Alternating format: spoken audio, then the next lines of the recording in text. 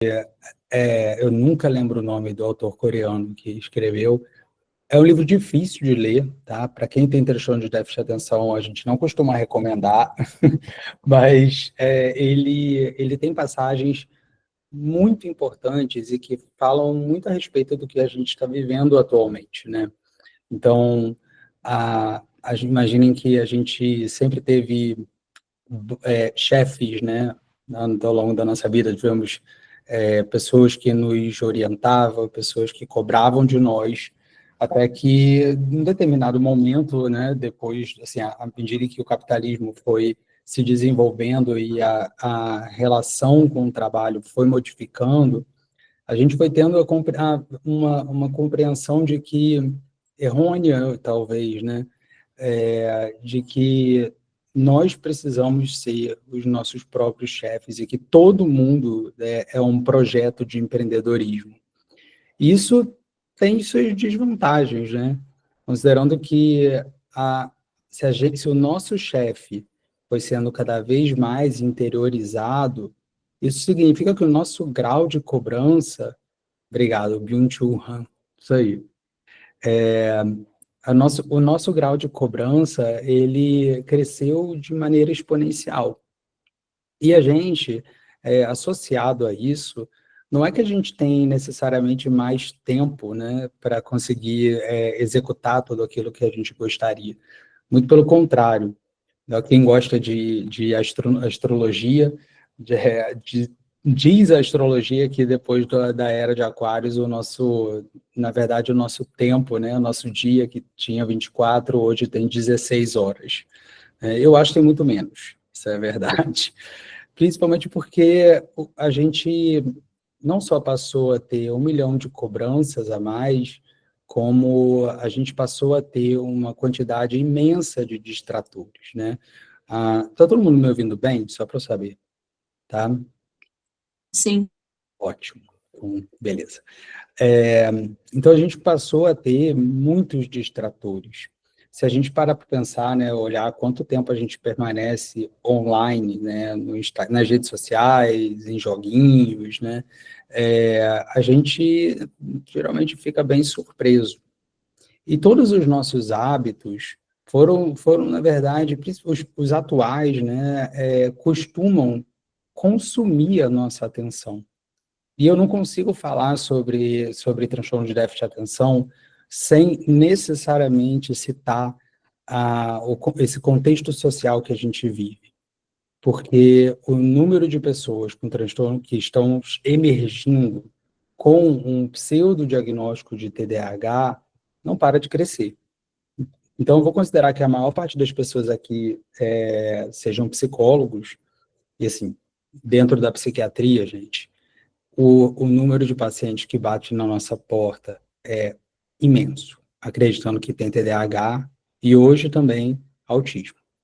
E altas habilidades agora está chegando, né? Está chegando cada vez mais, porque, no final das contas, eu quero ser inteligente. Eu imagino que ser inteligentão é uma adição, né, a um título, né, da importância da minha vida, né? Então, diz o tem um sociólogo que diz que nós estamos vivendo em tempos borderline.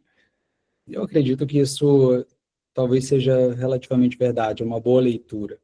Em diversos contextos, a gente está sentindo que as pessoas estão cada vez menos tolerantes à frustração, com mais dificuldade de regulação emocional. Tudo isso em si já é parte sintomática das pessoas com transtorno de déficit de atenção. Então, mais uma vez, não é para menos que as pessoas se identifiquem com esse tipo de sintoma. Mas a verdade é que as pessoas esperam algo mecanicamente errado no cérebro delas para não ter algo funcionalmente errado. E o transtorno de déficit de atenção, uma expressão disso, na minha opinião, é que se busque neurologista para tratar TDAH ao invés de psiquiatra.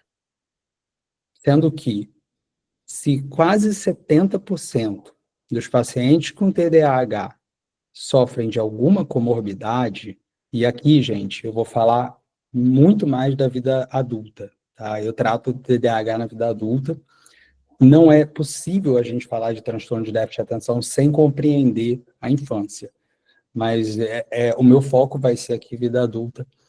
É, e, e é um fato que como é que a gente pode esperar, né, de um neurologista que trate de transtorno de déficit de atenção se ele não compreende bem de todas as outras comorbidades? Existem diversos neurologistas que conseguem fazer esse trabalho. Mas a gente fala disso em relação ao que isso representa socialmente. E a verdade é que toda atenção é finita. Mesmo que você goste de dirigir, por exemplo, depois de 2 horas dirigindo, a qualidade, se não a quantidade de atenção que você vai ter, vai necessariamente ser menor do que o carona. A pessoa no carona não vai conseguir estudar depois, né? Tem uma grande chance se ele fizer, a não ser que seja uma viagem muito enjoativa, ou que alguém não calhe a boca durante a viagem, a gente, provavelmente, durante esse trecho, a gente vai ficar realmente, assim, muito mais apto do que a pessoa que estava dirigindo, por mais relaxante que seja para essa pessoa que está ali. Ou seja, a gente não tem trabalhado, embora isso seja uma condição, uma lógica racional, a gente não vive um tempo onde a gente considera que seja humano ou apropriado termos a finitude da nossa atenção. A gente precisa... Aquele ditado, né, que... Aliás, eu odeio coach. Espero que não tenha aqui, tá? Mentira, porque... Mentira, não, é verdade que eu odeio coach, mas eu sei que tem coaches que são bons, tá? Por incrível que pareça, inclusive fora do Brasil, acredito que aqui talvez até tenha, mas principalmente fora do Brasil, coach, no tratamento de transtorno de déficit de atenção, funciona. Mas são coaches muito capacitados para isso, existem cursos para isso, né? Então, até isso funcionaria, mas aquelas frases meio marçal, né, enquanto eles dormem, sei lá, você trabalha estude enquanto eles dormem, trabalha enquanto eles, sei lá, vão para a praia, tipo, quebra-cabeça enquanto eles se namoram. Eu acho isso um absurdo. Eu prefiro muito mais ter essa vida aí, né, de ir para a praia, viajar e fazer não sei o quê, do que investir tanto na minha carreira, né, como se essa fosse a única coisa que a gente tem. Até porque temos pouco espaço, no final das contas, para investirmos na qualidade de vida. E quando as pessoas chegam no consultório relatando que estão com transtorno de déficit de atenção, a verdade é que a maioria deles estão com déficit de atenção. Realmente estão. Porque, primeiro, ficar realmente com tantos estímulos, né, as redes sociais, as séries, né, e detalhe, novamente, a gente para pensar que as séries, né, a tendência dos jovens é não aguentar filme. Eles precisam de séries, porque o tempo do filme é longo demais para a pessoa ficar parada. E aí eu penso, será que isso tem relação também? Será que isso não é uma condição assim, análoga a um sintoma ou característica do transtorno de déficit de atenção? É uma condição social, mas existe a plastia, né, de como a gente reflete os parâmetros sociais. A gente vai sendo condicionado também a isso. A mesma coisa acontece, né, com o próprio Instagram. Hoje, o aumento, né, o tamanho que o TikTok, que eu particularmente não suporto, né, as pessoas falam, você está ali se apresentando na rede social, eu adoro, eu gosto muito do Instagram, né, inclusive, especialmente para mim, que eu me divirto fazendo, mas TikTok, para mim, é insuportável. Assim, eu não consigo, para mim realmente tem que ser muito de geração para outra geração, assim, a próxima, que eu sempre me confundo se é a Z. Acho que eu sou millennial, né? 40 anos, eu acho que é isso, né? Então, o tempo ali de 15, sei lá quantos segundos, 10 segundos, 15 segundos ou menos, ele, de novo, a gente precisa ficar alternando o tempo todo de assunto e a gente precisa de gratificação imediata, né? E isso a gente está falando de milhões e milhões de usuários. De novo, a gente vê mais pessoas chegando para a gente com esse tipo de queixa. E é curioso que, considerando o número de pessoas que chegam para nós com esse perfil de queixa, 2,5% dos adultos sofrem de transtorno de déficit de atenção.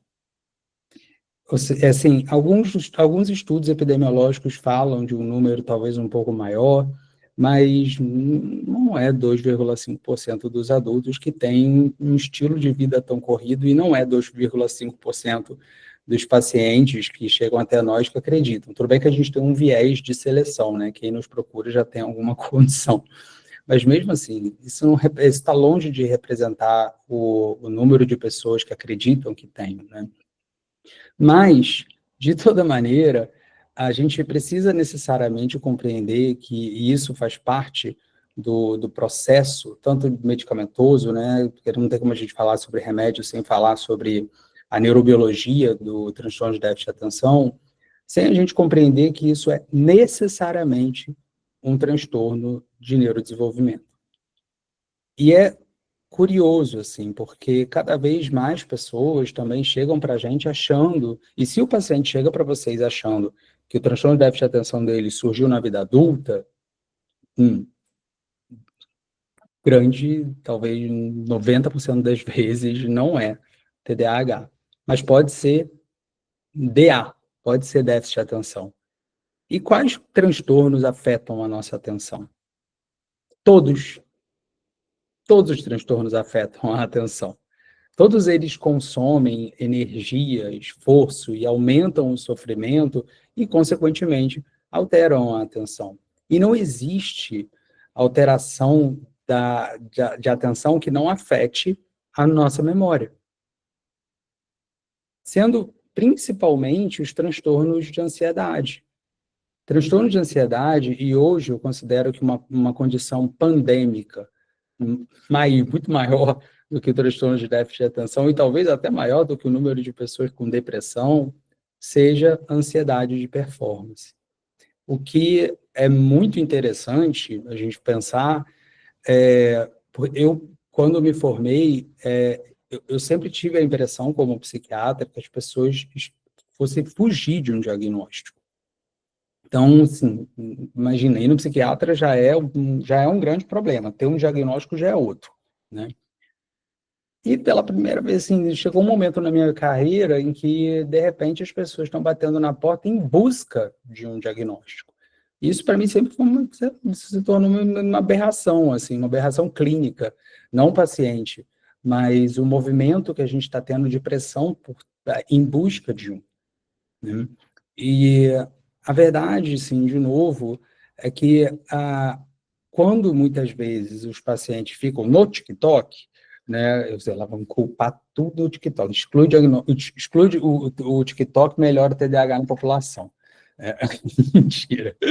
Mas as redes sociais, a maneira como isso é organizado nas redes sociais, é muito fácil se identificar com culpa ou X também, né? Falaram aí.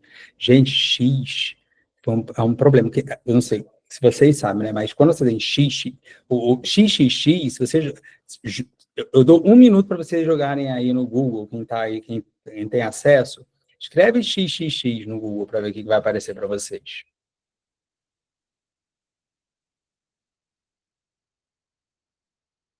Alguém fez? Já viu, Márcio? O poço do inferno. Gente, o dia que mudou o Twitter para o X, eu tomei um susto. Achei que alguém... Eu achei que tivesse algo... Falei assim, alguém entrou no meu celular, um vírus, coisa assim, que instalou Para quem não conseguiu entrar, gente, já falo, pornografia, tá? Quando eu joguei, você pareceu um X. Falei, gente, agora existe um aplicativo de pornografia. Eu não sabia, seria interessante saber. Segundo, que tem no meu celular, né, na palma da mão, assim, é fácil de acessar.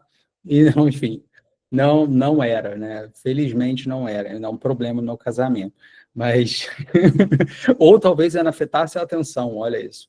Mas o fato é que há muitas pessoas que chegam para a gente com a suspeita, geralmente com a autossuspeita de transtorno de déficit de atenção, eles fazem um trabalho de reavaliação minêmica, vamos dizer assim. É quase como uma alomnésia, né, na psicopatologia. Eu amo psicopatologia, então, assim, inclusive, para mim, não existe um bom psiquiatra sem um bom exame psicopatológico e fenomenológico. A título de curiosidade para os psicólogos, vira e mexe quando eu vou, algum psicólogo fala para mim sobre psicopatologia, eu tomo um certo susto, porque muitas vezes a gente não parece não estar falando da mesma coisa. A psicopatologia é um exame psiquiátrico que é uma semiologia mental. Então, a gente avalia a apresentação, a atitude, né, do paciente, fala, consciência, atenção, memória, psicomotricidade, linguagem, velocidade do pensamento, forma, conteúdo de pensamento. Isso tudo é muito diferente de características clínicas. Psiquiatria clínica não é a mesma coisa que psicopatologia. E a fenomenologia também não é a mesma coisa, né? E a gente colocar, na verdade, fazer essa tríade para o diagnóstico, para qualquer diagnóstico, é absolutamente fundamental. Para quem não sabe, né, a fenomenologia ela trabalha muito com, não com o que a gente vê em relação ao paciente, mas como a gente pode fazer um diagnóstico através da experiência do paciente. Isso para a esquizofrenia, por exemplo, foi uma mão na roda, né? Tipo, o Kurt Schneider foi quem fez essa mudança, né? Era muito quem gosta da história, não só a história da psiquiatria, porque isso faz parte ainda graças a Deus, faz parte do processo diagnóstico, né?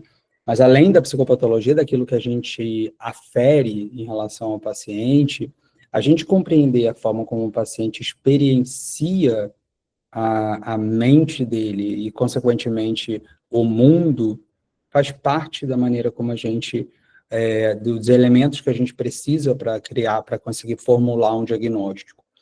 E no transtorno de déficit de atenção, e o termo, né, que eu estava falando sobre alomnésia, é uma ilusão da memória. E eu coloco que seja uma semi-alomnésia, porque, assim, todos vocês que trabalham com psicologia, ou quem não trabalha aqui, certamente já entende esse dado, que a gente, quando a gente não está bem, por exemplo, a gente se identifica com momentos ruins da nossa vida, né? Hoje eu atendi uma paciente minha que terminou um relacionamento que ela estava se relacionando com um cara, e aí depois aí estava super, super intenso, mandando flores para ela, bombom, né? A gente, o cara deve ter 200 anos, né? Mas, enfim, estava fazendo tudo isso, e aí, de repente, descobriu que ele era casado. Eu falei, caiu no clichê. Aí, aí ela falou, nossa, minha vida é só chicotada? Eu fiquei para ela assim, mulher, eu falei, ainda bem que eu guardo tudo no prontuário, né? Eu falei assim, e escrevo mesmo, eu falei assim, sua filha foi uma chicotada, a graduação que você teve, os 20 anos de casamento que você teve, ou o primeiro amante que você, tudo isso foi chicotada na sua vida. Isso acontece muito porque a gente, no momento que a gente não está bem, a gente costuma minimizar os momentos positivos. Eles parecem meio, vamos dizer, tem um termo na psicopatologia que fala obnubilado, assim, é tipo, vamos dizer, desbotado. A gente pode, inclusive, subestimar ou achar que é uma certa ingenuidade do quão bem a gente estava. e o quão mal a gente acaba sendo ampliado e reforçado pelo nosso estado de humor. E o mesmo acontece em relação ao futuro, né? Quando a gente não está bem, o futuro parece mais restrito. Quando a gente está, ou seja, a nossa experiência do presente é capaz de mudar tanto o futuro quanto o passado. E quando a gente está bem, a gente faz o processo inverso, né? A gente costuma ampliar ou se identificar com os momentos positivos, certamente minimizar os negativos, o que para mim é o que me rende horas com o paciente, tentando convencê-lo do quão mal ele esteve quando estava deprimido. Porque esse é eu falo para o paciente, quando ele está mal, eu falo assim, olha, eu não estou preocupado com você melhorar, porque você vai melhorar. O meu problema é que quando você melhorar, você vai achar que o que você teve não era tão ruim assim, né? Que era só o término do relacionamento, que era a dívida que, sei lá, que você fez, ou o problema, sei lá, porque você não passou no vestibular, e aí vai achar, né, que o remédio não foi tão importante. Porque já é uma realidade dentro da psiquiatria, né? Porque o paciente não melhora de primeira, e aí, ficando primeira vez, aí segundo mês ele chega falando pra gente que não sentiu diferença, né? Ah, senti mais ou menos, você tem que elencar, né, vários motivos pelos quais ele talvez tenha melhorado. Quando a gente tem sorte dele vir com a esposa, eu boto a esposa sentada atrás, né, dele, e aí ela fica assim, enquanto o paciente fala que não melhorou nada, né? Então, mas na terceira consulta ele fala assim, estou muito bem, entrei numa aula de yoga, mudou minha vida. Eu, de fato, foi. Não é para menos que professores de yoga ganham mais presente que psiquiatra. Mas, voltando assim ao assunto, o fato é que esse esticamento, esse estiramento que a gente tem da nossa memória, e a percepção, né, assim, flexível que a gente tem sobre as coisas, muitas vezes faz com que o paciente chegue para nós falando, de repente, se identificando com vários momentos na vida dele em que ele acha coerente com o transtorno de déficit de atenção. E muitas vezes são experiências comuns, mas considerando que nas redes sociais, a rede social não é culpada disso, ela só expressa o nosso tempo. Considerando que nas redes sociais o que é transmitido muitas vezes são as experiências que são comuns a todos, né? Ou que em algum momento a gente tem, mais momentos ou menos momentos, as pessoas podem, sim, considerar que aquilo tudo, que o somatório dessas experiências representam critérios para o transtorno de déficit de atenção. Mas os critérios necessários para um transtorno psiquiátrico sempre envolve tempo, envolve sofrimento e envolve prejuízo. Um quarto fator é a coerência interna entre esses sintomas. Por isso que uma pessoa que, suponhamos, tem apneia do sono, então não está dormindo bem, fica cansado, terminou o namoro, e aí está com o humor rebaixado, o colégio ou a faculdade está um saco, então ele não consegue prestar muita atenção na aula.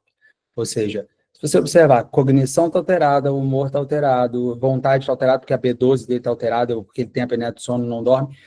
Se você olhar todos esses sintomas, é fácil achar que ele está deprimido, mas não há, porque ele tem todos os critérios. Mas faltou a coerência interna entre todos eles, que cria uma lógica entre todos esses sintomas. Então, no caso do transtorno de déficit de atenção, a gente precisa necessariamente avaliar se todos esses sintomas estão coordenados. E essa coordenação dos sintomas pode ser compreendida, primeiro, claro, pela psicopatologia, mas pela própria neurobiologia, que é expressa a partir das funções executivas. Lembrando que funções executivas estão alteradas também em diversos transtornos. Então, Isso faz com que a gente tenha, o paciente que tenha uma alteração da qualidade de vida no paciente com transtorno de déficit de atenção, e a gente está falando de pessoas com o diagnóstico, é muito mais a regra do que a exceção.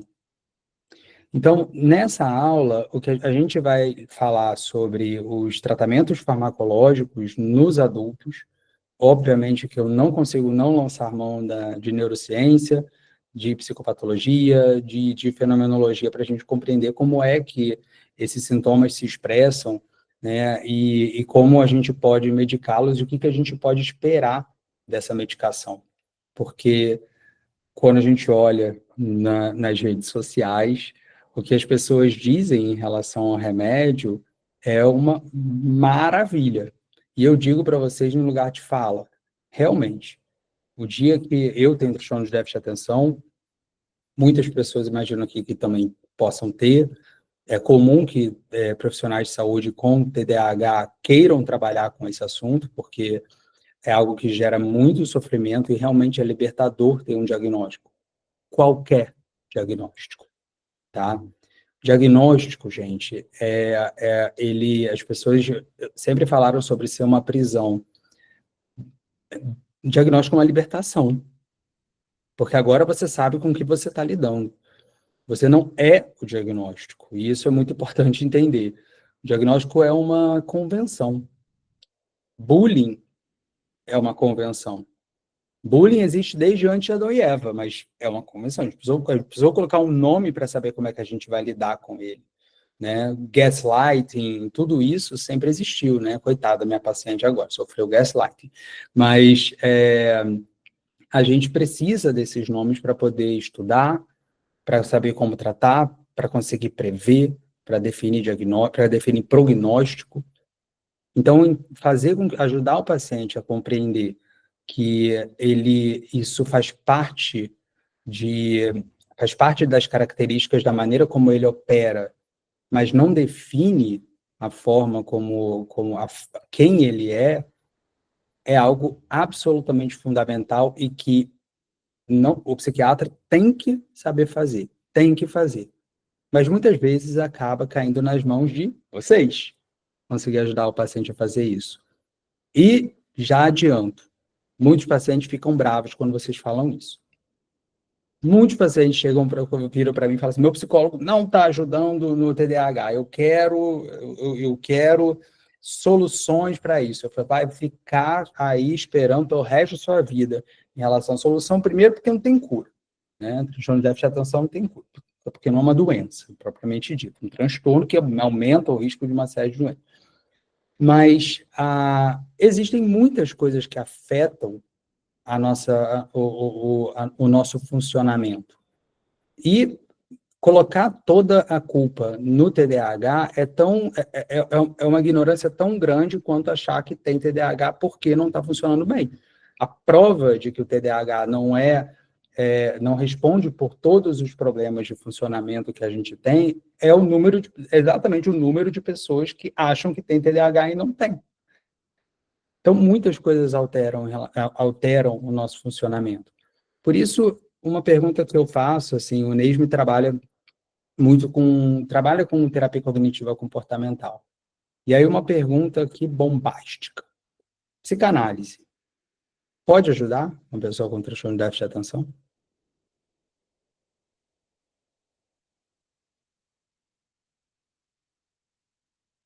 Não, não, não. Vamos lá. Boa, Jasmine. Claro que pode. A pessoa não é resumida ao transtorno de déficit de atenção. Isso é um ponto importante. O fato da psicanálise não trabalhar necessariamente com ferramentas, né, específicas para isso, vamos combinar uma coisa. O paciente tem diversos fatores, diversas histórias envolvidas no esquema dele, no esquema cognitivo que ele apresenta, que interferem ou pioram sintomas de transtorno de déficit de atenção. Então, sim, como você disse aí, Germine, qualquer tipo de terapia que faça o paciente se entender melhor, integrar melhor, né, reavaliar melhor, ou ressignificar melhor a história dele, especialmente um paciente com transtorno de déficit de atenção, que já é um paciente que tem 1 milhão de cicatrizes, vai ajudar esse paciente a funcionar melhor. Então, nós não estamos tratando um transtorno só. Nós estamos tratando, eu sei que vai parecer um chavão, né, um clichê, mas a gente está tratando aquela pessoa. Por isso, eu tenho uma paciente minha que ela tem TEA, tá nível 1 de suporte, mas ela, assim, super TEA. E eu indiquei ela para uma amiga minha que é psicanalista. Como é que essa minha amiga psicanalista, segundo a Camila, que está aqui, amiga minha, quando eu conversei com a Camila sobre as intervenções que essa minha amiga psicanalista faz, a Camila diz assim, ela é TCC e só não sabe, né? Em compensação, quando eu falei para essa minha amiga as coisas que a Camila faz, ela falou a mesma coisa. Ela falou assim, ela é psicanalista e não sabe.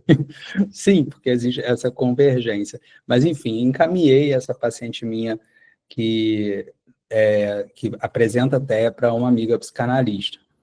E foi maravilhoso, maravilhoso. Ela teve uma resposta incrível, porque ela opera, ela pensa, ou ela tem alguns déficits que fazem com que ela, muitas vezes, socialmente se destaque. Não me refiro positivamente, né? Mas essas características geraram um grande sofrimento para ela a vida inteira. Então, de novo, ela pode apresentar sintomas histéricos, né, ou neuroses do tipo, e mesmo assim, isso tudo fez com que a qualidade de vida dela melhorasse muito. E quando a gente fala de tratamento farmacológico, gente, vocês vão entender que qualidade de vida não está totalmente integrado, não está tão equiparado às respostas farmacológicas que a gente tem. Infelizmente. E a razão para isso, e talvez o fator integrador para a gente conseguir entender como melhorar a qualidade de vida desses pacientes, não é a dose do remédio. Muitas vezes, a cimentação em relação à melhora da qualidade de vida vem de vocês. Vem de vocês. O que a gente faz pela psiquiatria, um bom psiquiatra faz, é instrumentalizar esse paciente para que a terapia consiga fazer mais efeito. Essa frase não é minha, tá, gente? Isso é Roland Kahn, que foi quem descobriu o primeiro antidepressivo. Quando ele veio no Brasil em 78, o segundo Congresso Brasileiro de Psiquiatria, ele falou, foi BH, se não estou enganado, ele falou, descobrimos uma molécula que ajuda a terapia a fazer mais efeito. Era imipramino na época. Então, o que hoje eu vou trabalhar com vocês, né? Quais são os remédios que a gente mais usa para o TDAH, como é que eles agem, o que a gente espera dos pacientes, como o psicólogo, então, pode atuar junto a esse instrumento, e principalmente como é que ele se conecta, né, à história real das pessoas que vivem com transtorno de déficit de atenção. Então, neurobiologicamente falando, a gente sabe que o TDAH ele vai se manifestar com uma alteração de desatenção, impulsividade e hiperatividade. São os 3 principais sintomas que estão presentes, né? São os alicerces pelo DSM. Mas existem outros, né? Existem dificuldade de terminar tarefas, né? Dificuldade de conter, de regulação emocional, enfim, existem vários outros, mas esses são os alicerces, né, das alterações do TDAH. E eles não se manifestam da mesma maneira durante toda a vida. Nosso cérebro começa a se desenvolver daqui para cá. Então, aqui, a criança, né, o maior problema dela costuma ser hiperatividade. Então, o paciente, no caso, né, a gente vai desenvolvendo toda a nossa parte de psicomotricidade, de regulação de estímulos. À medida em que a gente vai né, crescendo para a parte um pouco mais interna, um pouco mais anterior. Passamos pelas regiões límbicas, o que torna aquela criança que cresceu para a adolescência uma pessoa insuportável, porque as emoções são muito intensas, né? Todas as amigas são best friends forever, entendeu? E os amigos, assim, quem não é, nossa, ela me odeia, é fofoca, né? E isso tudo acontece, claro, porque o córtex pré-frontal não ainda está completamente desenvolvido e não tem a capacidade íntegra, né, integral de conseguir conter os impulsos. E aí, por conta disso, TDAH na infância é mais hiperativo, na adolescência é mais impulsivo e na vida adulta, frequentemente, vai ficando mais desatento. E isso eu estou me referindo ao predomínio dos sintomas, né? Ou vamos dizer, como eles vão ficando mais evidentes. O que não significa que ele não tivesse antes, né? Não é que cresce um, mas o que vai se tornando mais evidente vai sendo isso, tá? Então, a gente, quando vai falar sobre os estudos, e tem gente que acredita, que até hoje acha que o transtorno de déficit de atenção não existe. Gente, excluam da vida de vocês, tá? Tipo, sério, excluam essas pessoas, são negacionistas, tá? Não, inclusive, um tempo atrás, uma pessoa muito grande, uma pessoa grande em Juiz de Fora, grande, mas poucas pessoas conhecem, mas tudo está relacionado à microfísica do poder, né? Foucault já estava correto. Que falou na universidade uma vez que acreditava que transtorno de déficit de atenção era só em criança. Curiosamente, essa mesma pessoa hoje está prescrevendo soroterapia, né? Ou seja, não se baseia em evidência científica. Não é um transtorno da infância, é justamente compreendendo como ele vai se desenvolvendo na vida da pessoa e como o cérebro se desenvolve, vai ser possível a gente compreender como, na verdade, ele vai se expressar de forma diferente. Mas, de fato, essas alterações são mais uma superfície do transtorno de déficit de atenção. Então, se a gente olha para o que está acontecendo no endofenótipo, gente, fenótipo é a apresentação, tá? Então, pessoa lá, eutrófica, aquela coisa, tipo assim, tem aquela pessoa longilínea, né, esticada, né, parece o salsicha do Scooby-Doo, a pessoa é um fenótipo longilíneo, né? Existe o mesomorfo, né? Que então seria eu, que é tipo fortinho e mediano, entendeu? E existe o, se não me engano, ectomorfo, né? Que é a pessoa grandona, assim, né? Então seria tipo o Johnny Bravo, eu acho. Então seria um bom exemplo. Acho que talvez uma pessoa mais o Hulk, né? Talvez uma pessoa mais ectomorfo. Então, eu posso estar errado, tá, gente? Mas deu para entender o que é fenótipo. Endofenótipo seria a apresentação de um padrão que é interno, a gente não vê. A gente consegue saber exemplos de endofenótipo, seria biomarcadores,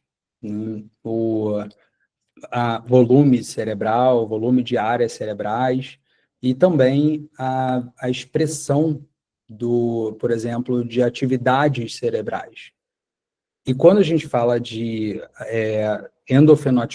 endofenotipicamente, então, vocês deu para entender, né? Então, aquela coisa, ressonância funcional, né? Que é a ressonância magnética, que tem um software diferente, que mostra quais são as áreas que estão sendo mais ativadas, ou menos ativadas, ou inibidas a nível cerebral, isso é um endofenótipo. E o que a gente vê, eu vou arborizando o pensamento, já ia falar sobre depressão, mas quando a gente observa as áreas cerebrais que estão alteradas no transtorno de déficit de atenção, a gente precisa lembrar, primeiro, do córtex pré-frontal dorsolateral, aqui, tá, gente? Na área da enxaqueca, né? É um pouquinho mais para cima. Mas que é uma área cerebral envolvida no foco, no planejamento, meta e a resistência a conseguir conter, lidar com distrações. É uma área que está praticamente sempre alterada no processo no paciente que está deprimido. Não é para menos que a estimulação magnética transcraniana seja direcionada para essa região, porque foi observado que pacientes, muitas vezes, que eram resistentes ao tratamento, refratários ao tratamento com antidepressivo, tinham essa época esquerda. A região esquerda do córtex pré-frontal dorsolateral hipoativa. E aí, usando uma bobina que faz uma estimulação neural, a pessoa muitas vezes passava a responder ao antidepressivo. E aí, assim, isso acontece não porque essa região está relacionada à cognição. Se a gente tivesse cada área do cérebro responsável por uma função, a bobina, a bobina seria, tipo, imagina um disco, tá? Que ele vai gerar pulsos magnéticos, tá? Então, lembra aquela coisa, aquela parte insuportável de lei de Faraday? Que aí você pegava, tipo, fazia um movimento eletromagnético, gerava um impulso elétrico. Magnetismo e eletricidade andam juntos. Então, aí alguém vai falar, não, física, isso, saudades, você não é bem-vindo aqui na área de humanas e biológicas, tá? Mas, enfim, mas sim, o que acontece é que pulso magnético, eletromagnético, é capaz de gerar pulso ou corrente elétrica, tá? Nosso neurônio é elétrico, né? O nosso neurônio tem a condução elétrica. Então, a bobina seria, vamos dizer, esse pratinho aqui, né? Onde aqui tem toda a fiarada que gera um pulso eletromagnético intenso, e aí o pulso, aí a pessoa bota aqui, tipo Princesa Leia. E aí, ninguém dá print dessa parte, tá, gente? Vou ficar queimado no TikTok. Brincadeira. Coloca aqui, e aí ele gera o pulso eletromagnético, e aí isso gera uma ativação elétrica. E o nosso neurônio, sendo elétrico, de fato, essa área passa a se ativar. Então, se você botar no giro pré-central, né, aquela região aquela nossa região motora, se você pegar na área da mão, que é a maior, praticamente, basta vocês olharem o músculo de Penfield, não sei se vocês lembram, é uma imagem a imagem de como a gente é representado no tamanho da área cerebral, na parte sensorial e motora. Aí você vê aquela pessoa com uma boca desse tamanho, com a perninha pequenininha, com um dedão imenso, porque a representação tem como repetir, acabei brigando, buga, acabei brigando aqui, né? Não, eu vou voltar, você vai entender. Se você pegar dentro dessa região, assim, eu falei, mostra as áreas cerebrais que têm representatividade na extensão e na importância que a gente utiliza, tá? Se a pessoa pegar essa área motora e e ativar a bobina, né, o disquinho aqui da estimulação magnética, a pessoa vai fazer assim com o dedo, se mexer no dedo. Aí, se você conseguir pegar na área da perna, você provavelmente vai ter uma certa dificuldade, porque é menor e é mais para dentro, a pessoa, ela pode mexer a perna, entendeu? E o que acontece é que isso tudo, gente, porque eu estou falando sobre o córtex pré-frontal dorsolateral está menos ativo, né? Tem uma alteração da ativação dessa região, tá? Não tem nada a ver com a aula, porque a estimulação magnética não funciona para TDAH, tá? Mas eu estou falando sobre a neurobiologia do transtorno de déficit de atenção. Porque essa região, vou voltar, essa região do córtex pré-frontal dorsolateral, quando a gente ativa a gente ativa a bobina, né? A gente faz uma estimulação magnética transcraniana nessa região, porque a gente não tem cada área do cérebro, as nossas áreas do cérebro não é cada uma responsável por uma função, senão o nosso cérebro seria o tamanho do World Trade Center, o tamanho do navio. As nossas funções cerebrais, elas estão integradas, e aí a integração delas é que vai gerar determinadas funções. Por isso, quando a gente estimula essa região, várias outras áreas cerebrais vão sendo ativadas. E isso tem muita importância, porque o transtorno de déficit de atenção, ele necessariamente possui alterações de redes neurais, tá? E o córtex pré-frontal dorsolateral é um deles. Outras regiões que a gente tem, que são os núcleos da base, que são áreas mais internas, eu falo que são as engrenagens subterrâneas do nosso cérebro, que já estão envolvidas em funções como motivação, criação de hábito, supressão ou extinção de hábito, né? A modulação que a gente tem do esforço. Então, seria como se fosse, imagina, todo o córtex aqui dentro nos núcleos, chama núcleos da base, né? Geralmente, uma ativação do córtex pré-frontal, por exemplo, vai para o núcleo da base e volta depois, né, para as outras funções. Cerebelo, né, que é aquele microcérebro, parece um figo, né, aqui atrás, que está envolvido com uma série de funções cerebrais dentro da coordenação motora, né, organiza, por exemplo, o nosso tempo interno. Que foi, Joyce? Não gostou? Mas ele ajuda, por exemplo, no sequenciamento de pensamento. E o circuito da recompensa, né? Assim, o circuito da recompensa, que ele se apresenta no estriado ventral, córtex órbito-frontal, área tegmentar ventral. Isso, vocês não precisam saber essa área especificamente, mas o fato é que a função, os nossos circuitos da recompensa, né, que estão envolvidas na avaliação, na gratificação de um determinado estímulo, essa área costuma estar alterada. No transtorno de déficit de atenção também. É muito comum que pessoas com TDAH relatem uma certa anedoniazinha, né? Anedonia é prefixo de ausência, né? Hedonismo, então a pessoa fica buscando prazer. Então, anedonia seria a ausência de prazer. Frequentemente, as pessoas com transtorno de déficit de atenção se sentem meio sem muito prazer com as coisas, de forma que ela sai buscando prazeres imediatos, como pulsos para ter prazer, né?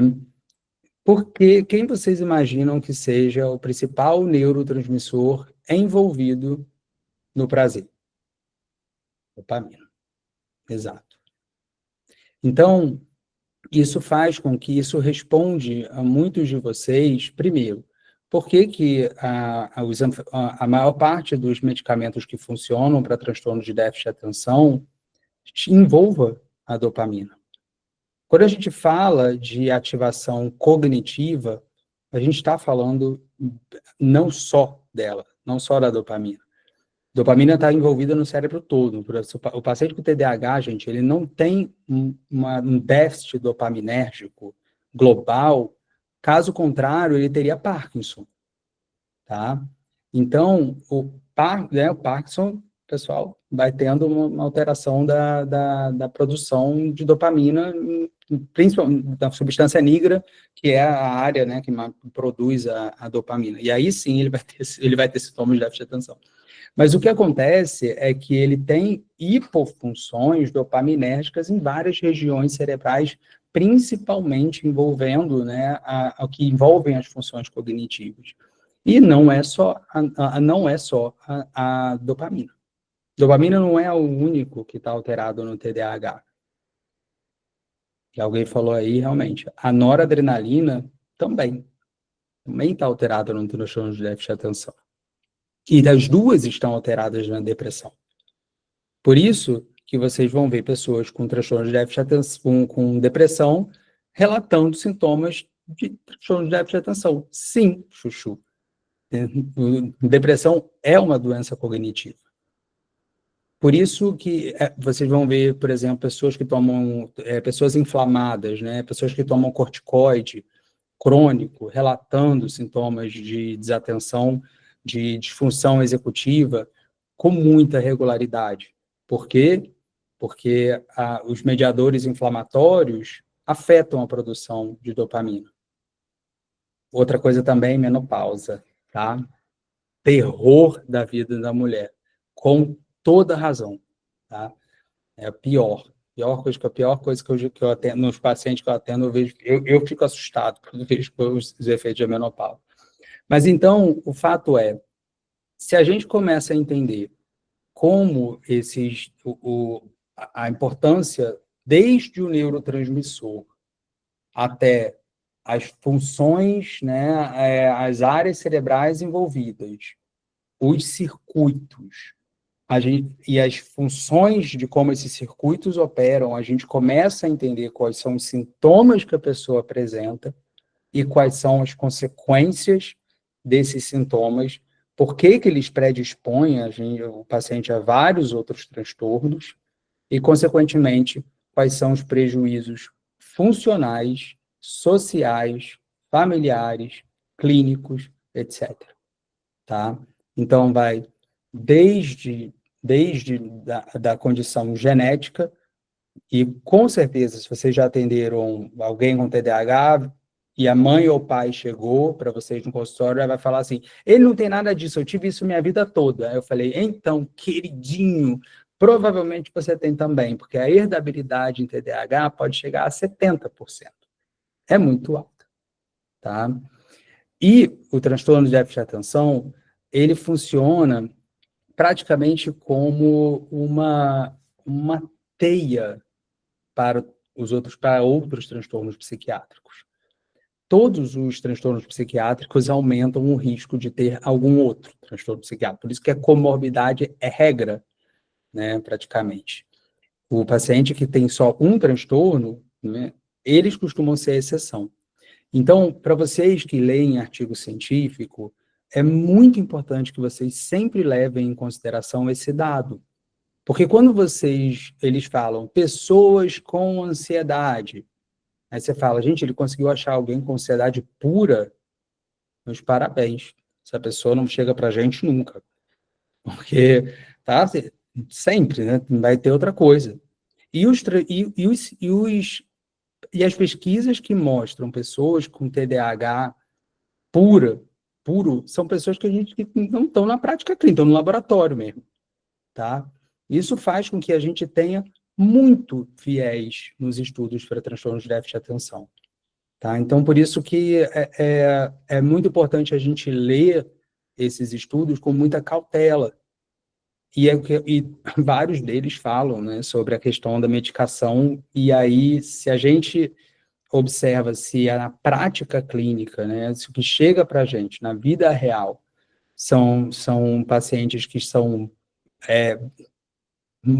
multissequelados, né, sequela porque dá problema, né, multi-afetados, esses pacientes não necessariamente vai corresponder fielmente ao que essas pesquisas estão mostrando, tá?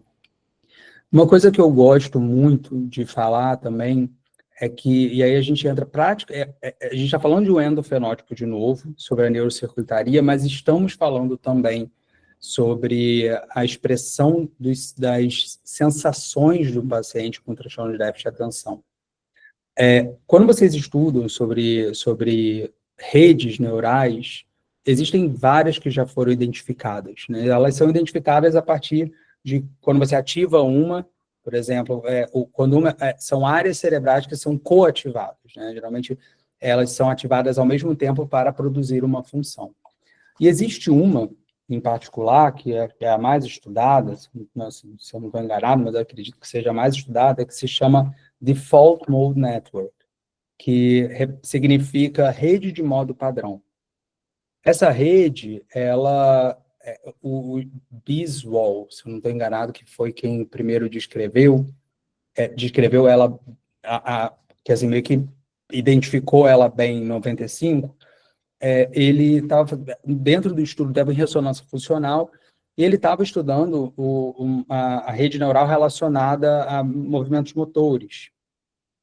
E o que ele percebeu é que quando os pacientes estavam focados para realizar um movimento motor baseado num estímulo, existiam áreas que coativavam, representando uma rede. Mas quando eles não estavam focados naquilo, ou seja, esperando, por exemplo, a hora de um estímulo aparecer, existia uma outra rede neural que estava ativa. Se a gente pegasse e botasse todos nós numa ressonância magnética funcional e olhasse as áreas cerebrais que estão sendo ativadas quando cada um de nós está ali em repouso, gente, a Camila que passou aqui ela vai lembrar eu não sei quantos anos tem, mas suponhamos que tenha mais de 40, vai lembrar da Mesbla, da loja que tinha, vai pensar na namorada dela, que levou a escova de dente para casa dela no segundo dia, vai ficar pensando no que ela experienciou, enfim, lembrando de coisas, o vagar da mente, o mind wandering, que a gente fala. Eu, em compensação, ia estar pensando em Cavaleiro Zodíaco, né? Estaria pensando, sei lá, que na viagem que eu vou ter que fazer. Só que as pessoas, acho que imaginam que, assim, intuitivamente iríamos imaginar que cada um de nós teria, então, um padrão de ativação cerebral diferente um do outro, certo? Não. A maior parte de nós, na verdade, em repouso, fazendo esse recollection, né, esse vagar da mente, essa coisa de lembrar, calcular, pensar no futuro, essa distração, esse pensamento indo de um lado para o outro, isso é a rede do modo padrão. E isso está associado aos nossos devaneios, né? Então, enquanto eu estou explicando para vocês viajaram na maionese, isso era a sua rede de modo padrão ativada, tá? E o que acontece num paciente com transtorno de déficit de atenção? Quando ele precisa estar, vamos dizer, focado em uma determinada tarefa, e a tarefa cognitiva, né, uma tarefa executiva que faça com que ele tenha que planejar, iniciar uma tarefa, controlar impulso, regular a emoção, enquanto essas atividades aqui têm redes neurais que são responsáveis por elas, tá? Principalmente uma rede chamada a rede executiva. Quando ele está fazendo essas atividades, a rede de modo padrão, que é relacionada ao vagar da mente, deveria cair de atividade. Mas o que acontece no paciente com transtorno de déficit de atenção é que ela não cai tanto. Ela continua interferindo nas funções que ele deveria estar tendo naquele momento. E isso afeta o tempo todo que o paciente está fazendo. É muito mais fácil ele distrair. Por isso ele fala que dentro, quando você vai fazer uma avaliação do paciente com déficit de atenção, é difícil para você prestar atenção quando a pessoa está falando diretamente com você, assim, o tempo todo. Porque prestar atenção, focar em alguém, isso exige uma mobilização, né, de funções executivas. E o paciente com TDAH ele é interferido nisso o tempo todo pela própria mente. Tá? Então, voltando para o que a gente estava colocando, o paciente ele vai estar vulnerável a comorbidades o tempo todo. Então, se a gente vai falar sobre tratamento de transtornos de déficit de atenção, não tem como tratar sem identificar a comorbidade, tá? Não tem como. Se o paciente com TDAH está deprimido, certamente, se você começar tratando um transtorno de déficit de atenção, ele vai piorar dos sintomas depressivos, vai ficar mais disfuncional ainda. Se o paciente tem toque, não adianta, o toque interfere muito mais na atenção. Então, os transtornos que a gente tem, aqueles transtornos eixo 1, né, são esses mais flagrantes do paciente, precisam ser tratados antes. e eles vão impactar positivamente nos sintomas, não no transtorno, nos sintomas de transtorno de déficit de atenção, com toda certeza, tá? E quando a gente fala de tratamento não farmacológico, que faz parte do nosso esquema medicamentoso para, vamos dizer, medicamentoso, mas terapêutico, para o TDAH, sempre olhem sono e exercício físico, tá? Sono vai ser sempre um problema para a gente, tá? Com relação ao TDAH. 85% dos pacientes com transtorno de déficit de atenção têm alteração do sono. Sim. E vale o desafio. Se alguém aqui consegue fazer, eu vou pedir a receita de como você consegue aplicar higiene do sono com um paciente com TDAH. Boa sorte, tá? É muito difícil, já é difícil treinar, já é difícil organizar, que dirá conseguir fazer o paciente ter hábito. Mas, de toda maneira, então, a Jasmine falou, demora a dormir. Frequentemente o TDAH é mais vespertino. A sugestão, muitas vezes, é fazer com que esse paciente compreenda que é aquele ditado, quem cedo...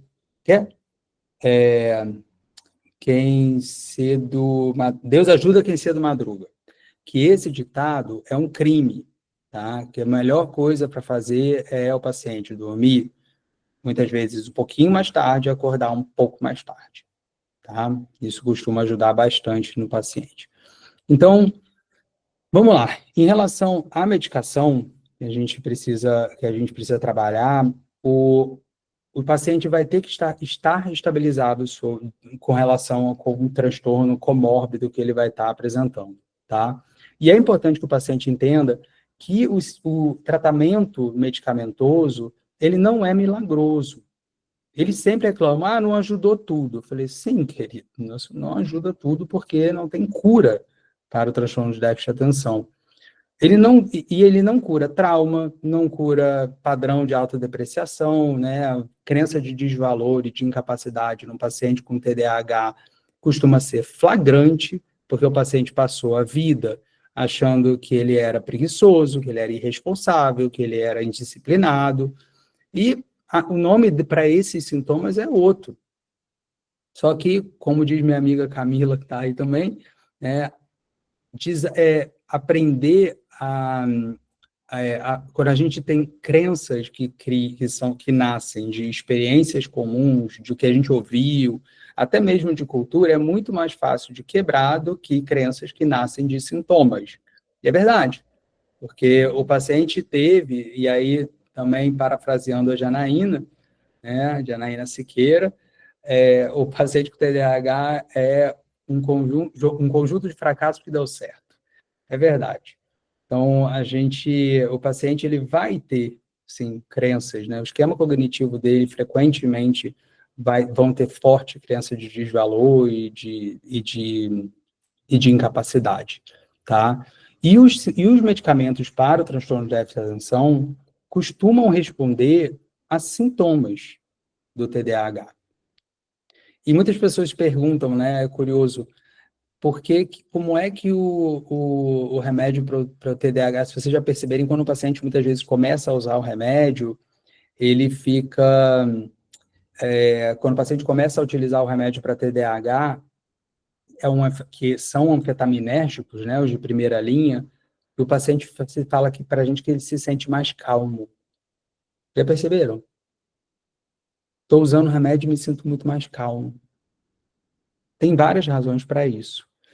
Uma delas envolve o fato de que se você tem uma maior ativação, porque uma das razões é que o que a gente acha que é a agitação do paciente, um excesso de energia do paciente com TDAH, não é excesso de energia, é dificuldade com inibição. Essa dificuldade de inibição é expressa através da hiperatividade. Isso é extremamente importante. Então, quando você tem um medicamento que é capaz de aumentar a autorregulação desse paciente, a primeira coisa é que ele vai ficar mais calmo. A outra é que o tônus, todo mundo sabe a diferença de tônus para fásico, né? É fácil, é só pensar no músculo, tá? O músculo, ele as pessoas falavam assim, vou fazer atividade, principalmente aquela coisa dos anos 80, aquelas mulheres fazendo, né, exercício na televisão, vamos fazer isso para tonificar o músculo, deixar ele mais durinho, né? Quando a gente dorme, ele não fica durinho ali, ele fica mais flácido, fica maior atonia. Tônus seria isso, seria meio que a contração. E quando você está pegando um peso, e aí você faz aquele muque, aquilo vamos dizer, uma contração fásica. Então, o tônus, vamos dizer, é o repouso vamos dizer, é um repouso, mas que não está mole, entendeu? Não está flácido. E fásico seria, então, essa coisa da contração intensa. O tônus dopaminérgico de um paciente com TDAH é menor.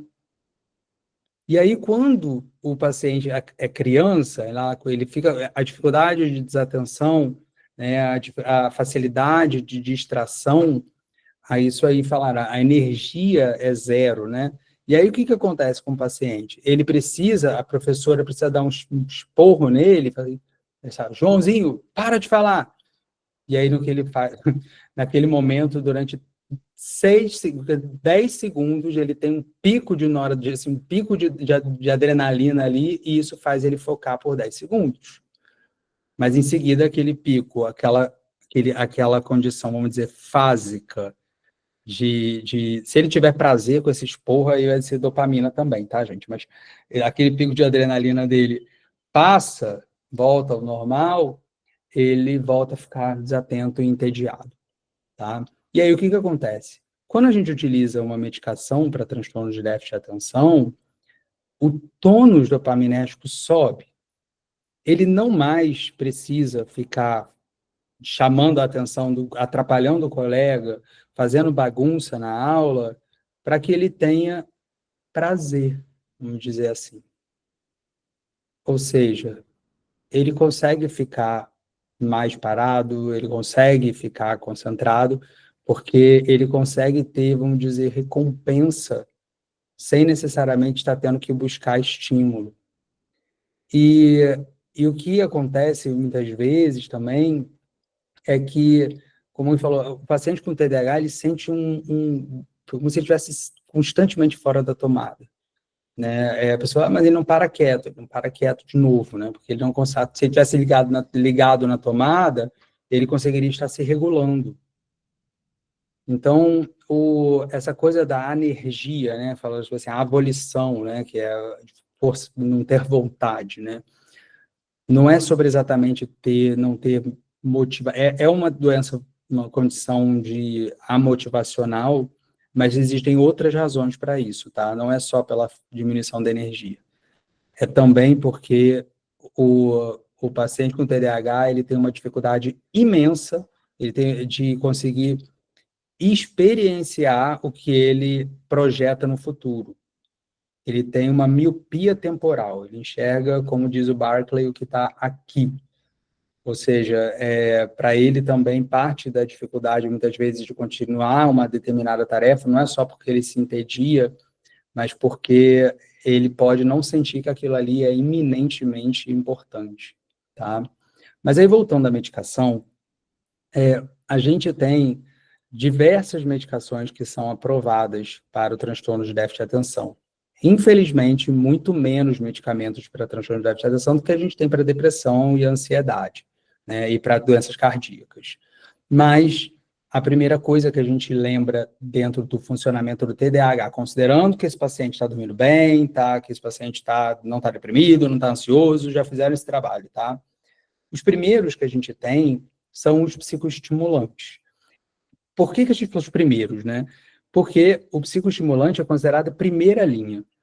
Esses medicamentos têm uma eficácia ímpar na medicina. Poucos remédios na medicina têm resposta acima de 60%. Né? E, assim, a resposta do paciente com TDAH ao psicoestimulante pode chegar a mais de 80%. Isso é muito alto. Por isso, muitos pacientes falam, minha frase, a primeira vez que eu usei Ritalina, eu lembro de falar assim, eu senti que eu coloquei óculos, que pela primeira vez eu vi o mundo como ele poderia ser. Porque antes, não só ele era embaçado, como muitas vezes sem cor. Então, realmente, os pacientes muitas vezes têm uma epifania, assim, quando utilizam pela primeira vez o psicoestimulante. Isso é muito importante. Então, o que ele costuma ajudar, ele aumenta a disponibilidade, né? No caso, tanto a lisdexanfetamina, que é o Venvance, Juneve, é a mesma coisa, tá? É da Takeda, inclusive. Mesmo. Ah, mas o original é o Venvance. Não, o Juneve também é, tá? Eles só mudaram o nomezinho, tá na embalagem, mas é exatamente uma coisa, é da mesma fábrica. E hoje tem outros, né, similares. Então, tem o Lisvanx, tem o Liberdia, tem o Lind, que me lembra Lindt, então por isso que eu lembro dele. E existe o genérico, tá? Não deveria entrar muito nessa seara, mas não, sou super a favor de existirem genéricos, tá? Mas o que a gente costuma ver na prática é uma resposta frequentemente inferior, tá? E aí, se depois alguém chama aqui algum farmacêutico para conseguir explicar como é que é a fiscalização da Anvisa, mas não, assim, no caso no caso da lisdexanfetamina, que é o Venvance, pelo menos poucos pacientes meus que já utilizaram sentiram muita diferença. No caso do metilfenidato, até isso é prática, tá, gente? Isso e é a minha prática, tem um viés próprio, né, dos meus pacientes, porque é um público X que vem aqui. Mas, no caso da Ritalina, que é o original do metilfenidato, até confesso para vocês que a maior parte dos meus pacientes que experimentaram outras marcas, até mesmo o genérico, não sentiram tanta diferença assim, tá? O que é muito diferente do Concerta. Existem 3 apresentações de metilfenidato, tá bom? A diferença entre elas é o que a gente chama de farmacocinética, ok? Farmacocinética é fácil, tá? Fármaco, cinética é movimento. Então, a maneira como ele se movimenta no nosso corpo. É diferente da farmacodinâmica, que é a forma como ele age no corpo. Então, como é a farmacodinâmica da Ritalina, sem querer vou falar Ritalina, tá, gente? Ritalina e Venvance, mas Venvance, Lisdexa e Ritalina, metilfenidato. Como é que é a farmacodinâmica deles? Aumentar a disponibilidade de noradrenalina e de dopamina, tá? Desses dois neurotransmissores. Ah, eles fazem da mesma maneira? Não, eles não fazem da mesma maneira, tá bom? A Ritalina, ela inibe a recaptação, igual tem o antidepressivo inibe a recaptação de serotonina, ou seja, a bomba de recaptação é um aspirador de pó que puxa a serotonina de volta para dentro da célula, tá? Porque dá trabalho ficar produzindo serotonina, né? Dá trabalho. E isso a célula vai e puxa de volta. Depois, e aí, só que aí você tem um inibidor seletivo de recaptação de serotonina, ele vai lá, bloqueia o aspirador de pó, e aí fica mais serotonina ali entre um neurônio e outro e ativa mais o próximo neurônio. Então, a Ritalina bloqueia o receptor, a bomba de recaptação de dopamina, então, e de noradrenalina. Então, isso aí faz o quê? Com que esses dois neurotransmissores fiquem mais ali presentes o que a gente chama de fenda sináptica, né? Entre um neurônio e outro, ativa mais o próximo neurônio. A Lisdexa, né, o Venvance, ele já tem uma ação ainda mais potente, né? Ele faz isso também, mas ele também aumenta a liberação da dopamina de dentro da célula. Então, isso faz com que você tenha, vamos dizer, uma dupla ação em relação à dopamina e à nora, tá bom? Mas os estudos não mostram necessariamente que um é mais eficaz do que o outro. A gente costuma ver crianças, né, e adolescentes usando mais a Ritalina e adultos usando mais o Venvance. Existem várias razões para isso. Muitas vezes por número de estudos, por segurança, e também por tempo, Porque lembra, existem 3 apresentações de alteração, de mudança de farmacocinética na Ritalina. Então, existe a Ritalina normal, que dura lá, em tese, em torno de 4 horas, e aí o paciente tem que tomar mais de uma vez ao dia, né? Existe a Ritalina LA, ali de liberação prolongada, duraria em torno de umas 8, né? Ele tem um pico um pouquinho mais achatado, né? Então, a Ritalina normal seria vir até aqui. A Ritalina LA, ela faz isso aqui, ó, tá? Ela faz um pico menos intenso, mas ela dura mais, tá? E existe o Concerta, que é, na verdade, como se fosse esse aqui faz isso, esse aqui faz isso, e o Concerta faz isso, assim. Não dá para ver na câmera, mas o Concerta duraria em torno de umas 12 horas, né? Qual é a vantagem? O pico, ele pode fazer a pessoa ficar muito eufórica e perder o efeito rápido, mas e o problema, em tese, do TDAH é a liberação, seria o nível basal, o tônus. Então, o Concerta, ele é o mais, deveria ser o mais próximo do que o paciente tem, né? No basal do paciente. Só que existe um outro fator, tá? Que na subida da Ritalina é euforizante, né? Pensem o seguinte, quando vocês bebem, já perceberam que enquanto vocês estão começando a beber, a festa está maravilhosa? Então, a ascensão do álcool tem um efeito, ok?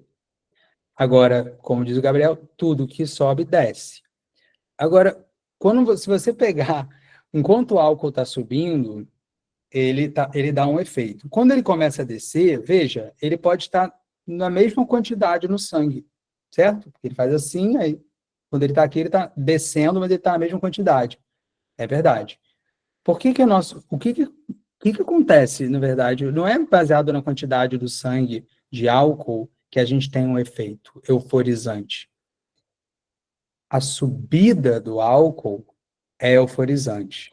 A descida pode ser disforizante, vamos dizer, pode gerar disforia, né, mais depressivo. Então, o movimento de ascensão e de queda geram efeitos em nós diferentes também. Então, quando a pessoa começa a tomar a Ritalina, por exemplo, ela fala, uou, né, bateu, é maravilhoso. Aí, quando começa a cair, a pessoa fica, ai, uma angústia, uma ansiedade, uma coisa, um aperto no peito. Porque a queda, né, dela também pode dar esse tipo de efeito. A gente chama de crash. Esse crash da Ritalina não é um termo técnico que a gente usa para ela, a gente usa isso muito para cocaína, tá? É o termo que a gente usa que é a queda, mas que o paciente pode sentir isso. Então, em tese, a Ritalina LA geraria menos e o Concerta menos ainda, tá? Só que é interessante saber que a cápsula do Concerta, ela é muito tecnológica. A cápsula do Concerta, ela tem uma tecnologia de ser liberado conforme o pH. E aí, veja, a gente tem um pH diferente no estômago, no duodeno e no intestino, o resto do intestino. Então, é assim que ele vai sendo liberado. Por isso que são comportas, por isso que a Concerta, eu acho ele, em termos de engenharia farmacológica, sensacional. Assim. O Venvance, ele também, da mesma maneira, ele pode dar crash, tá? Ele também pode dar esse efeito. Mas os pacientes costumam relatar menos do que a Ritalina. Muitas pessoas falam de sentir mais irritabilidade com a Ritalina, tá? Não trato de criança e adolescente, não gosto, tá? Mas a maior parte que eu vejo dos meus colegas tratando recorrem mais à Ritalina, ao metilfenidato, tá? E o que eles fazem? Melhoram foco, a atenção, a persistência, vamos dizer assim, né, da realização de tarefas e também do controle inibitório desse paciente. Existe também, em compensação, os não estimulantes, que é considerado segunda linha de tratamento. Segunda linha, gente, é porque não é ruim, não é tipo segunda categoria.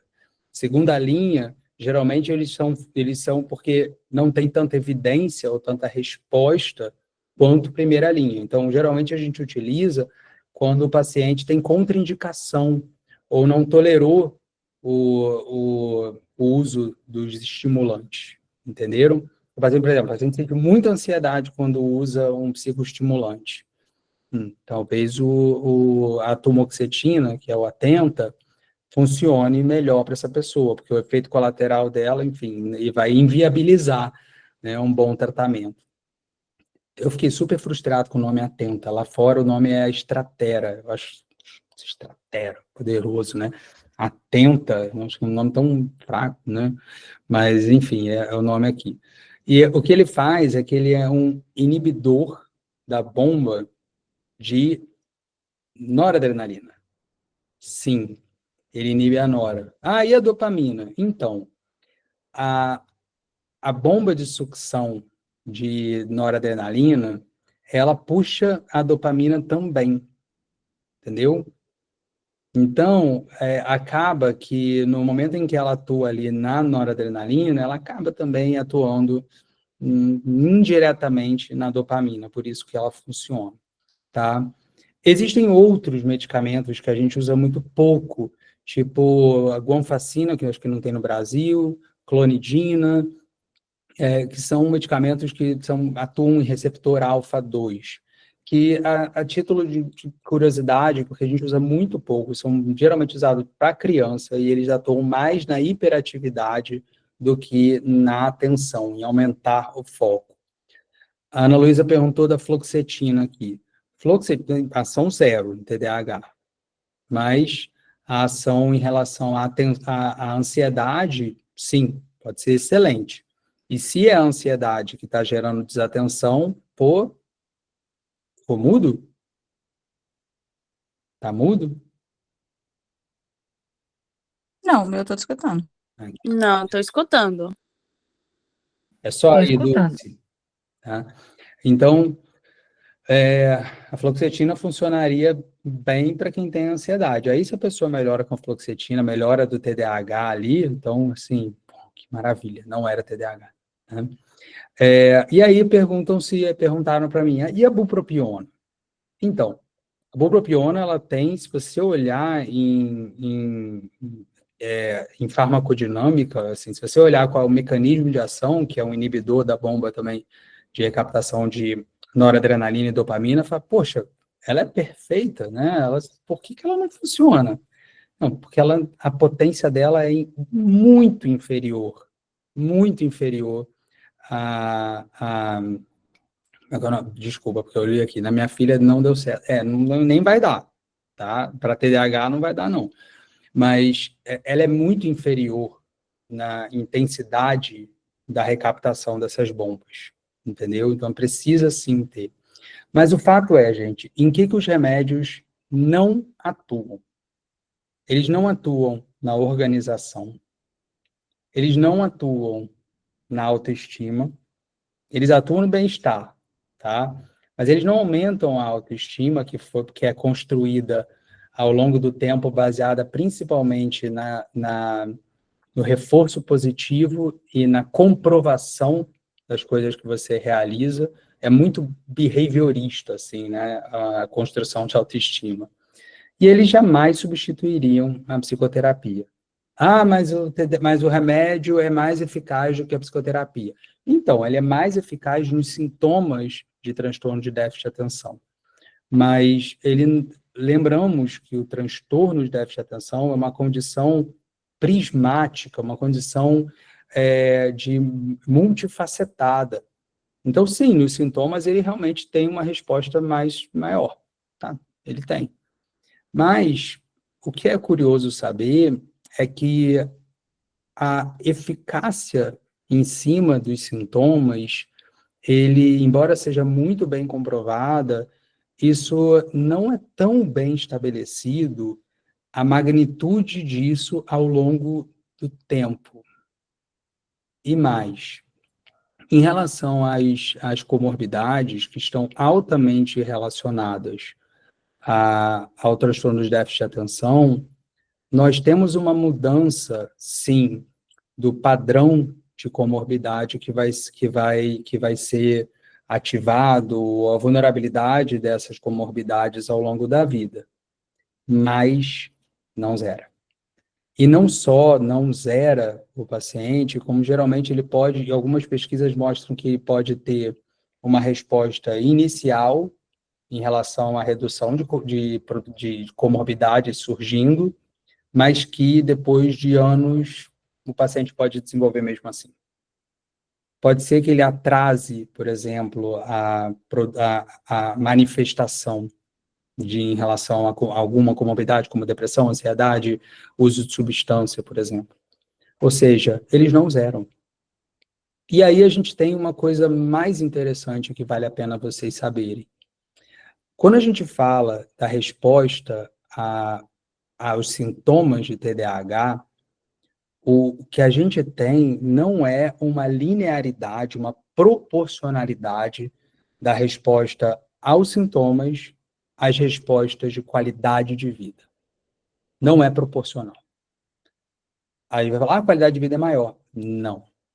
Na verdade, ele é mais eficaz para sintomas do que ele aumenta a qualidade de vida. A qualidade de vida melhora. A maior parte dos pacientes, ela melhora, mas ela não necessariamente vai ser sustentada. O que mostra para a gente que o transtorno de déficit de atenção não se limita, na verdade, o transtorno global, ele não se limita só aos sintomas. O que melhora a qualidade de vida desse paciente são todas as outras facetas que ele tem. E a terapia é essa faceta por isso que é tão importante quanto. Porque, no final das contas, o que todos nós aqui estamos tentando trabalhar para que esse paciente faça ou tenha é qualidade de vida. E, de novo, o remédio não é capaz de fazer isso sozinho mesmo. E aí a gente está sendo amparado, né, por todas as pesquisas, tá? Pelo menos a maioria delas. Então, aonde eu quero chegar com vocês em relação a essa aula? E, assim, para quem curtiu a aula, saibam que isso aqui é um pedaço de uma aula que eu e a Janaína damos de um curso que se chama TDAH Duplo Foco, em que a gente faz essa integração justamente da psicoterapia e da psiquiatria para o transtorno de déficit de atenção. E, assim, é um curso que a gente criou assim, com um carinho imenso, demoramos mais de um ano para criar esse curso, pensando em todos os dramas, né? Em todas as condições clínicas que o paciente com transtorno de déficit de atenção passa e que o terapeuta, já fica muito nas mãos do terapeuta conseguir ajudar. Então, a gente precisa dessas duas condições associadas, né? A gente precisa de psicólogos que estejam muito capacitados e habilitados e muito letrados em relação ao transtorno de déficit de atenção, porque o número de pacientes que chegam para a gente é exponencial e o número de pessoas, de novo, que acreditam que tenham e não tenham é imenso. O número de pessoas fazendo testagem neuropsicológica para diagnóstico de depressão, de TDAH, não para de crescer. Então, assim, quem aí é neuropsicólogo possivelmente está ganhando muito dinheiro com isso, ou pelo menos muitos clientes com isso, e não é diagnóstico. Testagem neuropsicológica não diagnostica transtorno de déficit de atenção, o que pode se tornar, inclusive, um fator confundidor, porque muitas vezes o paciente chega para a gente, ó, minha testagem aqui, ó, doutor, mostrou que eu tenho TDAH. Aí eu falo, então, ela não mostrou isso não, gente. Ela pode ter apontado por uma série de coisas, inclusive como a gente pode ajudar você nesse tratamento, mas não é diagnóstico. E a gente precisa conhecer todos esses dados para conseguir ajudar esse paciente. A data desse curso vai ficar um pouquinho mais para frente para a gente conseguir, apresentar para vocês. Por enquanto, eu quero que vocês saibam que esse curso já existe, que a gente está preparando ele para dar a próxima segunda turma, né? A primeira foi um sucesso, graças a Deus, o pessoal amou, e aí essa segunda está por vir. Então, para eu finalizar aqui com vocês, tá, gente? Só para a gente pensar nas conclusões. Então, O transtorno de déficit de atenção, a gente precisa lembrar que ele tem um potencial negativo muito grande quando a gente não trata o paciente.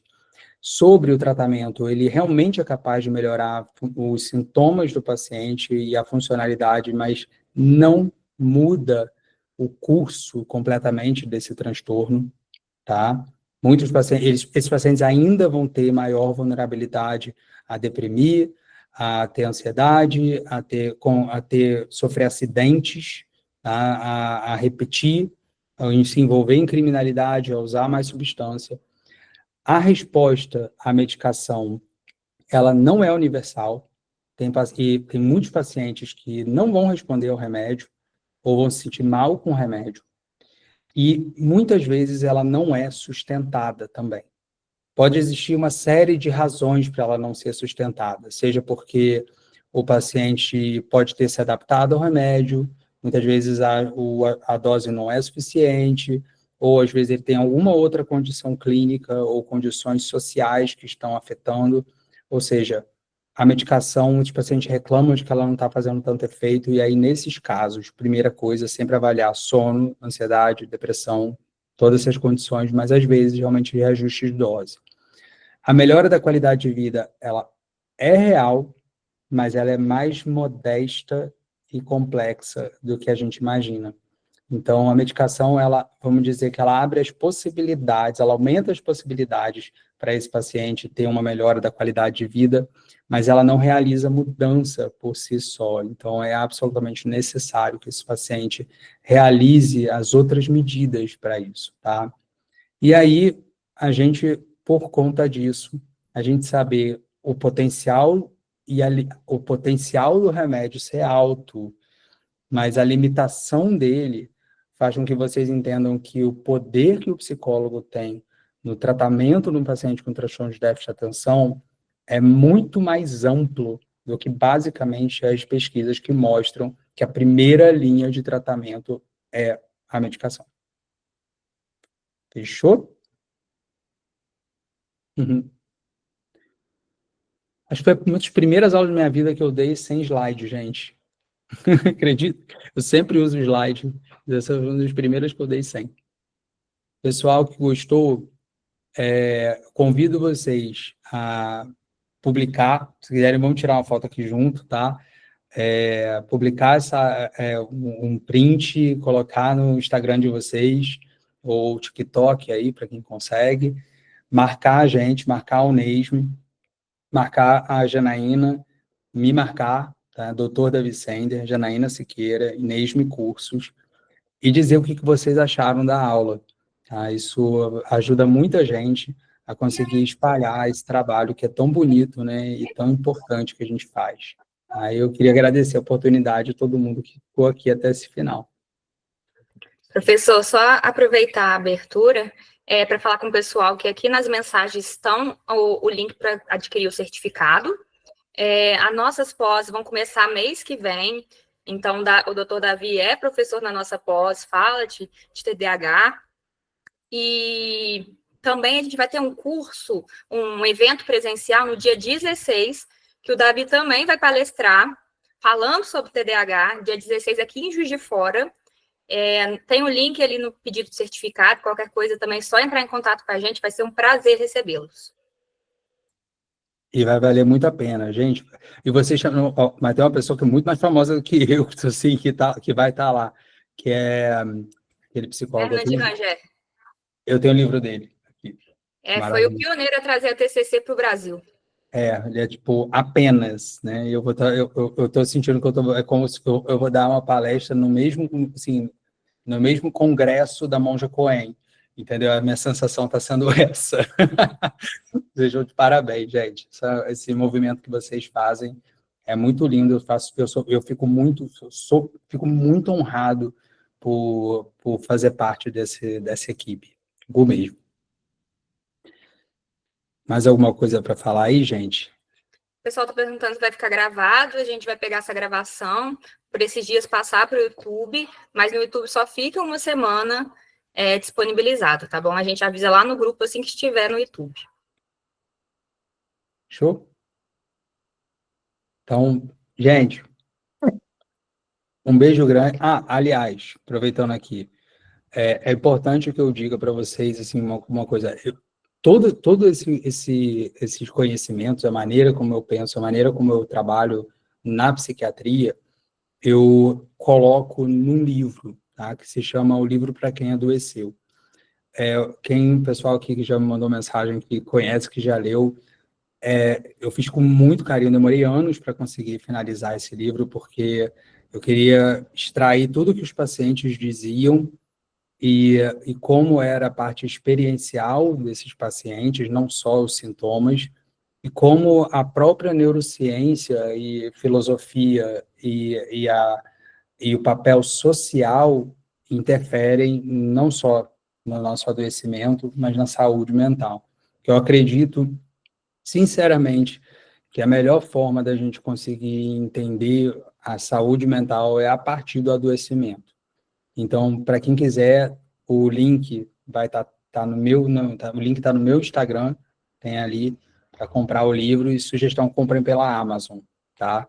Tem dois lugares ali para comprar da Amazon, está sendo bem eficaz. Tá bom?